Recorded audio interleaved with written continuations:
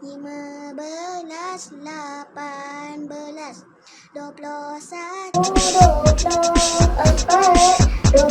27, 30. Assalamualaikum, selamat datang ke Ajar Santai, di mana dalam episod kali ini kita nak review idea-idea inovasi yang pernah korang lontarkan dalam pertandingan inovasi yang kita buat baru-baru ni bersama dengan Kelab Mahasiswa Berjasa. Jadi Alhamdulillah pemenang dah pun dipilih, dan sebenarnya kita dapat banyaklah entry daripada banyak julat umur. Ada yang sekolah rendah, ada sekolah menengah, ada mahasiswa, ada cikgu-cikgu pun ada. Jadi untuk pertandingan kali ini tak ada masalah, kita raikan semua sebab kita nak dapatkan idea-idea yang menarik. Sebab idea-idea ni boleh jadi datang daripada golongan-golongan yang kita anggap macam alah budak kecil je, sekali dia punya idea meletupkan otak tuan-tuan. Jadi sekali lagi terima kasih kepada semua yang sudi sertai, korang memang awesome, dan diharapkan supaya dia bermanfaat lah waktu PKP ni. Taklah kita menggelupur kat rumah bosannya, ya Allah. Jadi antara tujuan utama pertandingan ni adalah untuk kita kembangkan idea-idea dan juga pemikiran-pemikiran inovasi korang yang hebat. Sebelum kita umumkan pemenang, ada beberapa lah entry idea inovasi yang saya nak tunjuk kepada korang semua. Tapi tak semualah sebab agak ramai juga yang menyertai. Jadi siapa-siapa yang sertai dan tak di-feature dalam video ni, janganlah merajuk ke apa pula ya. Janganlah ya. Adik Amru ni datangkan idea untuk buat aircon mudah alih. Jadi siapa-siapa yang tak ada kawan tu boleh kawan lah dengan aircon ni, comel. Dan korang boleh dengar kadang-kadang dia bercakap. Ini antara entry yang paling comel. Dia buat animasi untuk ketengahkan idea komik yang boleh bersuara. Kawan-kawan, suka tak kalau buku boleh bercakap? Menarik kan? Comel tak buku komik ni? Jadi idea ni memang menarik, dan kalau kita boleh dapatkan suara asal pemilik kepada watak dalam buku komik tu memang lagi terbaik lah. Kalau tak, suara dia macam ni je lah. Asraf, tolong cikgu angkat buku jap. Beratlah buku tu. Cikgu angkat sendirilah. Awak nak tahu apa lebih berat dari semua itu? Dosa awak. Dan ada yang cadangkan waktu PKP ni kita buat tanaman pasu secara vertikal, secara menegak. Dan ini idea yang cukup baik lah, terutama sekali untuk orang yang macam saya yang kena cubalah untuk tanam-tanam pokok ni. Sebab tanam pokok dalam game pun mati. Dan ini satu lagi idea hebat. Dia buat tongkat yang boleh berbunyi apabila bertemu dengan rintangan. Dan dia buat idea ni untuk ni lah, untuk golongan-golongan yang mungkin kurang bernasib baik, yang mungkin kelainan upaya, yang tidak boleh melihat, yang perlukan tongkat. Jadi tongkat tu dia boleh berbunyi. Jadi idea ni sebenarnya dah ada lah, cuma dia dikembangkan oleh kita punya innovator tempatan kita. Memang baik. Ini satu entry yang sangat best lah. Dia adalah budak DIY. Dia satu page Facebook di mana anak-anak ni dia buat sendiri channel, dia buat sendiri page. Diorang mengetengahkan, diorang rakam, diorang buat inovasi-inovasi yang hebat lah. Macam dalam entry yang diorang hantar kepada Ajar adalah diorang buat pendingin hawa sendiri menggunakan kotak polystyrene dan ais. Jadi kalau anda ada anak-anak yang mungkin bosan tak tahu nak buat apa, boleh follow page ni. Dan adik ni disebabkan dia banyak kucing kat rumah, dan kucing ni jadi kebosanan lah sebab diorang pun tak boleh dak keluar rumah, sama macam tuan manusia dia juga. Jadi adik ni kemukakan idea nak buat playground untuk kucing-kucing. Ya Allah, comel-comelnya idea korang ni. Ada satu idea yang agak menarik juga disebabkan kita tengok Raja Permaisuri Agong kita mengenakan selendang, dan ini macam satu ni lah, satu gaya yang sangat bagus untuk menutup aurat, trendy lagi tu. Jadi dia buatlah design untuk selendang. Waktu saya tengok ni macam okey juga, macam boleh menang juga idea ni kan. Tapi yalah, juri-juri yang lain dia tak setuju dengan agak keras lah. Sebab apa tak setuju tu? Sebab dia kata kalau saiz badan tak berapa nak kecil, so tak lawa lah kot. Tak apalah, ni next. Dan inovasi terakhir sebelum kita nak masuk kepada pemenang-pemenang adalah tong sampah yang boleh buka sendiri dengan menggunakan teknologi sensor. Tong sampah ni bila kita dekatkan sampah lah dekat tong sampah tu, dia akan buka sendiri. Tapi dia kena ada sumber elektrik lah. Tu masalah jugalah. Pemenang anugerah reka bentuk terbaik dimenangi oleh adik Faizul Syamsi dengan ideanya gyro hair trimmer. Jadi dia tengok masalahnya adalah waktu PKP ni orang tak boleh nak potong rambut lah. Sebab mana boleh pergi kedai rambut tak. Jadi bila dah lama tak dapat potong rambut, rambut jadi serabai. Tapi masalah yang lagi besar adalah bukan rambut yang serabai tu. Masalah yang lagi besar adalah apabila orang cuba untuk potong rambut sendiri. Masya Allah, jangan buat tuan-tuan. Jangan, sayangi hidup anda. Tapi macam mana kalau potong rambut sendiri jadi teruk? Kalau tak potong pun teruk juga. Maka adik Faizal ni dia mengetengahkan idea untuk gunakan konsep ataupun mekanisme gyro pada pemotong rambut. Jadi masa kita boleh set pemotong rambut tu supaya potongan tetap akan cantik walaupun kita buat sendiri. Satu yang sangat unik dengan entry ni adalah sebabkan lakaran dia yang memang ya Allah cantiknya. Berbakannya. Dan memang sangat jelas apa idea dan konsep yang nak disampaikan sebabkan lakaran yang memang jelas dan cantik. Jadi tahniah adik Faizal kerana memenangi kategori ini. Tapi itulah dia punya idea tu memang sangat-sangat berguna untuk orang yang mungkin rambut dia bila dah lama tak diuruskan jadi serabai. Tapi rambut saya ni okey je kot. Walaupun dah lama tak potong kan. Alhamdulillah dapat rambut je.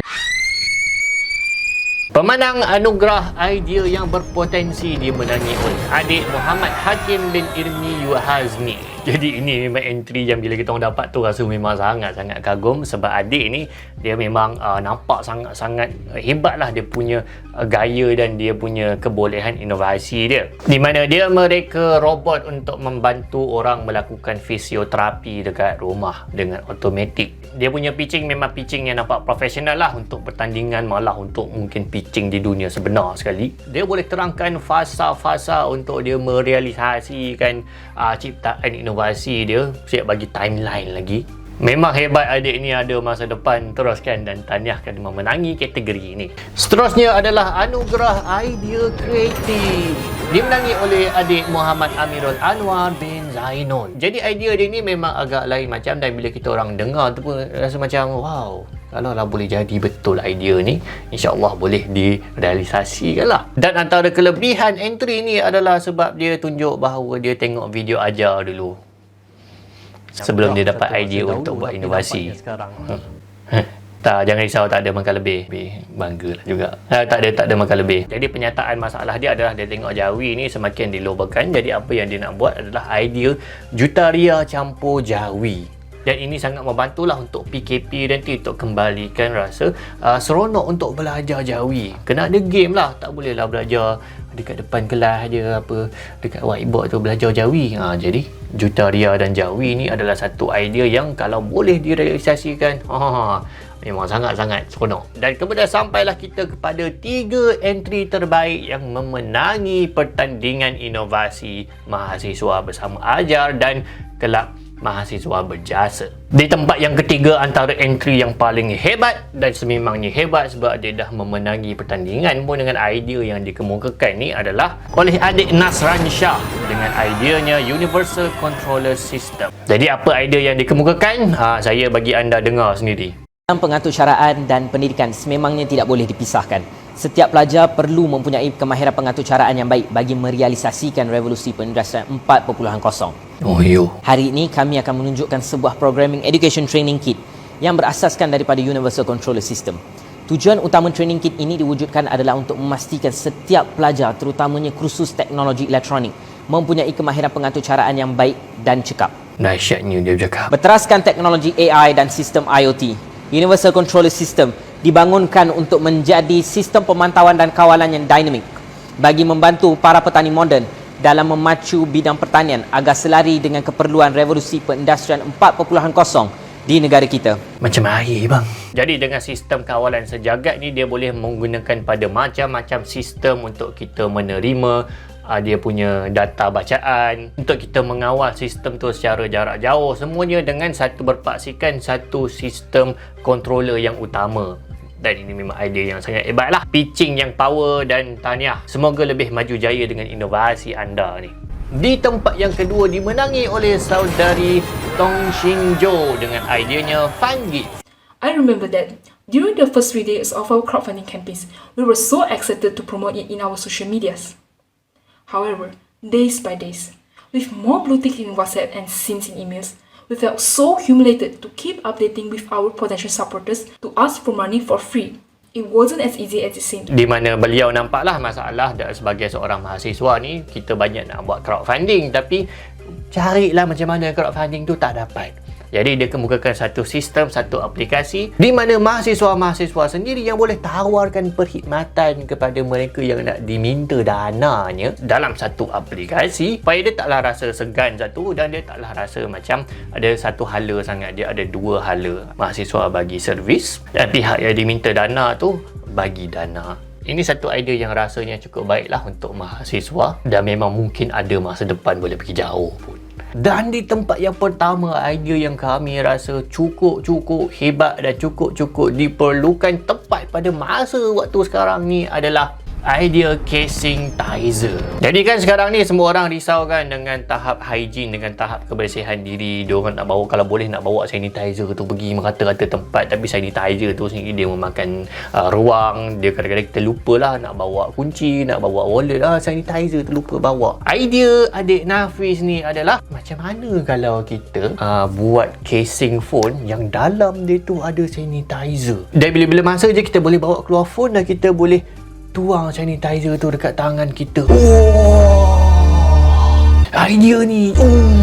Untuk setiap idea inovasi yang dikemukakan ada metrik lah, ada kriteria tertentu yang diberi markah per 20 macam tu lah. Jadi idea inovasi ni antara yang dapat markah paling tinggi pada setiap kategori. Dia sangat-sangat diperlukan, dia memang unik, dia ada keboleh pasaran yang sangat meluas, tambah lagi waktu-waktu sekarang ni. Jadi kami rasa, pada pandangan kami, juri-juri, kami rasakan ini adalah idea yang terbaik oleh peserta. Jadi itulah dia sedikit sebanyak review idea-idea inovasi korang. Kali lagi kami ucapkan terima kasih banyak kerana sudi menyertai, dan insyaAllah kalau ada pertandingan yang lain pada masa akan datang, sudilah untuk sertai lagi dan berikan sokongan anda. Terima kasih banyak. Majulah inovasi untuk negara. Assalamualaikum.